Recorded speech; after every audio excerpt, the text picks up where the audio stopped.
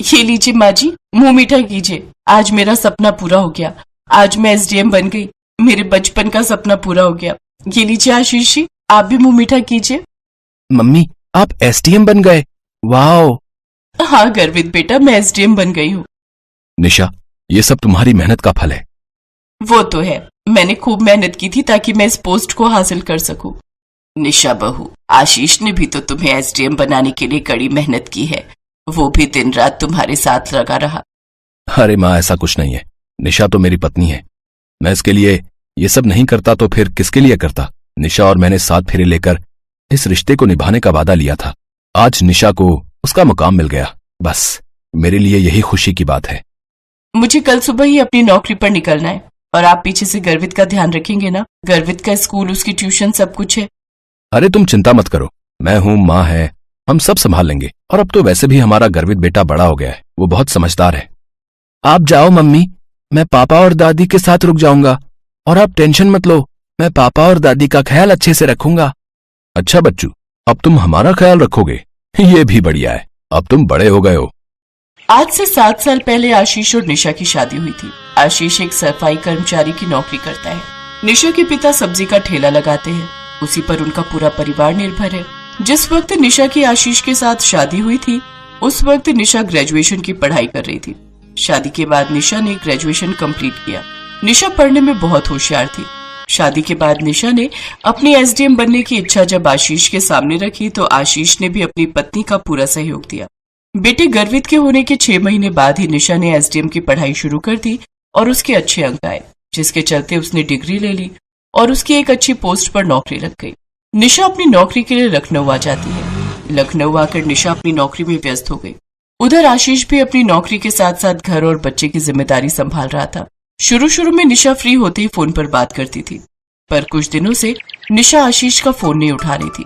बस उसे मैसेज कर दिया था कि वो काम में बिजी है, इसलिए आशीष ने सोचा कि एक बार खुद ही जाकर निशा से मिलाएगा। इसलिए वो निशा को सरप्राइज देने के लिए लखनऊ पहुंच गया। पर वहां पहुंचकर आशीष ने कुछ ऐसा देखा जिसे देखकर वो दंग रह गया।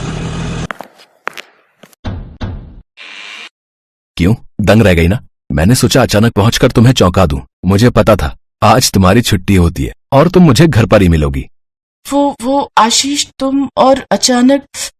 आशीष एक सेकंड रुको। ये कौन है निशा? और तुम्हारे साथ इस तरह ये यहाँ क्या कर रहा है? आशीष निशा के साथ एक अनजान व्यक्ति को कमरे में देख लेता है और गुस्से में भर जाता है। तुम नौकरी की आड़ में मेरे पीठ पीछे ये गुल खिला रही हो।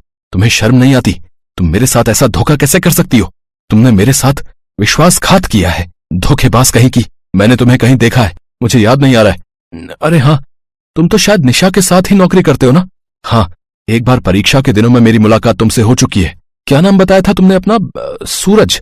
हाँ, याद आया, सूरज। बिल्कुल ठीक पहचाना। निशा, तुम्हारे पति की तो याददाश्त बड़ी तेज है। ओए सुन, तू एक मामूली सफाई कर्मचारी है और सूरज मेरी तरह पढ़ा लिखा एक अच्छी पोस्ट पर नौकरी करने वाला इंसान है। अरे तेरी पत्नी बनकर रहना मेरी मजबूरी थी। मैं तो सिर्फ तेरा फायदा उठा रही थी कि तू मेरे ऊपर पैसा खर्च करे और मुझे एसडीएम की डिग्री मिल जाए। अब मैं तेरे साथ नहीं रहना चाहती, चला जाए यहाँ से। और मेरा तेरे से कोई नाता नहीं है, वरना ज्यादा चूचा पड़गी तो तू जानता नहीं है कि हम तेरे साथ क्या कर सकते हैं। तुम इतना बदल जाओगी निशा, ये मैंने कभी नहीं सोचा था। तुम अपनी शादीशुदा जिंदगी और अपने बच्चे को कैसे भूल सकती हो? गर्वित तुमसे मिलने के लिए जिद कर रहा है। मैंने उसे कहा था कि कुछ दिनों के लिए तुम घर आकर रहोगी, इसलिए वो घर पर तुम्हारा इंतजार कर रहा है।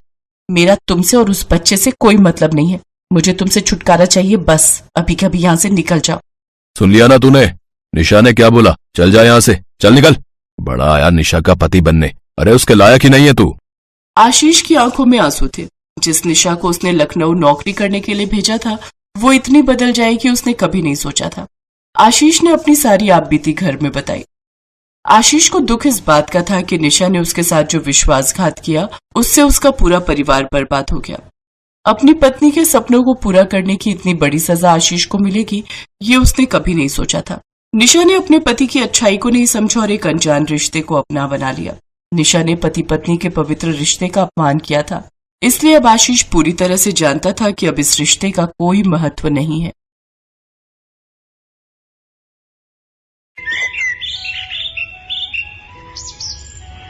नीरू एक फौजी थी। उसकी शादी 2 साल पहले ही राकेश से हुई थी। नीरू की मुलाकात राकेश से एक पार्टी में हुई थी। फिर धीरे धीरे दोनों की फोन पर बातें शुरू हुई और दोस्ती प्यार फिर शादी में बदल गई। नीरू फौज में थी तो अक्सर बॉर्डर पर ही तैनात रहती थी, इसलिए वो छुट्टियों में ही अपने घर रहने आती थी। पर पिछले 1 साल से वो अपने ससुराल नहीं जा पाई थी, सिर्फ अपने मायके में ही रहने आ जाती थी। अरे नीरू, मैं तो खुद तुमसे मिलने के लिए बेताब हो रहा हूँ, पर क्या करूँ, माँ के साथ मौसी जी के घर जाना जरूरी है। हेलो नीरू बेटा, कैसी हो? मैं ठीक हूँ माँ जी, बस छुट्टियाँ हो गई हैं। सोच रही थी इस बार आप सबके साथ रहूंगी। पिछली बार आप राकेश के साथ तीर्थ यात्रा पर चली गई थी, इसलिए मेरी सारी छुट्टियाँ माँ के घर पर ही बीती। क्या करे बेटा, सरिता दीदी का बहुत भारी एक्सीडेंट हो गया था, हमें कुछ दिन वहीं रहना होगा, उनका हमारे सिवा कोई नहीं। तुम इस बार माँ के घर रह लो, फिर बीच में जब तुम दोबारा छुट्टियों में आओगी ना, तब हम मिलकर कहीं घूमने चलेंगे। ठीक है माँ जी, मैं माँ के घर चली जाऊंगी। नीरू इस बार भी छुट्टियों में अपनी माँ के घर रहने आ जाती है। नीरू, पिछले 1 साल से तू अपने पति और सास से नहीं मिली, पता नहीं घबराहट होती है। सब ठीक हो तेरे साथ? माँ, तुम किस चिंता में पड़ गई? अभी कुछ देर पहले ही तो मेरी राकेश जी से और माँ जी से बात हुई है। वीडियो कॉलिंग की थी उन्होंने। वो मौसी जी के साथ हॉस्पिटल में थे, वहाँ नेटवर्क नहीं आते, इसलिए रोड पर आकर बात कर रहे थे। भगवान करे सब ठीक ही हो।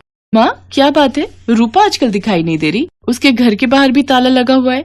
कोई कह रहा था रूपा ने दिल्ली में किसी बड़े रईस से शादी कर ली है और उसके माता पिता भी यहाँ नहीं रहते, वो भी रूपा के साथ दिल्ली में रहते हैं। अच्छा, रूपा ने शादी कर ली और मुझे बताया तक नहीं। चलो, हो सकता है जल्दी में शादी कर ली होगी। कोई नहीं, अच्छा है। माँ, मैं सोच रही थी तुम और मैं बाजार चलते हैं, कुछ जरूरी सामान खरीद कर लाना है। नीरू अपनी माँ के साथ बाजार चली जाती है। बाजार में एक अपाहिज लड़की किसी पत्थर से ठोकर खाकर गिर जाती है और उसके हाथ से सामान की थैली गिर जाती है। अरे संभाल कर बहन, रुको, मैं तुम्हारा सामान उठा देती हूँ। शुक्रिया बहन, तुम्हारे पैर में तो चोट लग गई है, आओ मैं तुम्हें घर छोड़ देती हूँ। नीरू, तू इस बच्ची को घर छोड़ कर आ, मैं घर चली जाती हूँ। ठीक है माँ, आज के जमाने में इतने भले लोग कहाँ मिलते हैं जो किसी की मदद करें। मैं एक फौजी हूँ, इसलिए मदद करना तो मेरा पहला धर्म है। अच्छा, तो आप फौजी हो, आपका क्या नाम है? मेरा नाम नीरू है, और तुम्हारा? मेरा नाम रेखा है। मेरा घर आ गया, आओ मैं अपनी माँ से मिलवाती हूँ। रेखा नीरू को अपनी माँ से मिलवाती है। वो भी नीरू से मिलकर बहुत खुश होती है। बहुत ही भले लोग हैं, माँ और बेटा दोनों ने मेरी रेखा को पसंद किया। लड़का तो इतना शरीफ है कि पूछो मत, और रेखा हमारी इकलौती औलाद है। इसके पापा और मैं चाहते हैं कि इसकी शादी धूमधाम से करें। हमारे पास भी पैसों की कोई कमी नहीं है, हमारे पास सब कुछ हमारी रेखा का ही है। सचमुच बहुत नेक दिल हैं वो लोग। फिर तो मैं तुम्हारे होने वाले पति की फोटो देखना चाहूंगी। हाँ रुको, मैं अपनी सगाई की एल्बम लेकर आती हूँ। रेखा अपनी सगाई की एल्बम लेकर आती है। ये है मेरे पति अशोक जी और ये मेरी सास। राकेश, तुम्हारा होने वाला पति? ये कैसे हो सकता है? ये अशोक नहीं, मेरे पति राकेश हैं। क्या ये तुम क्या कह रही हो?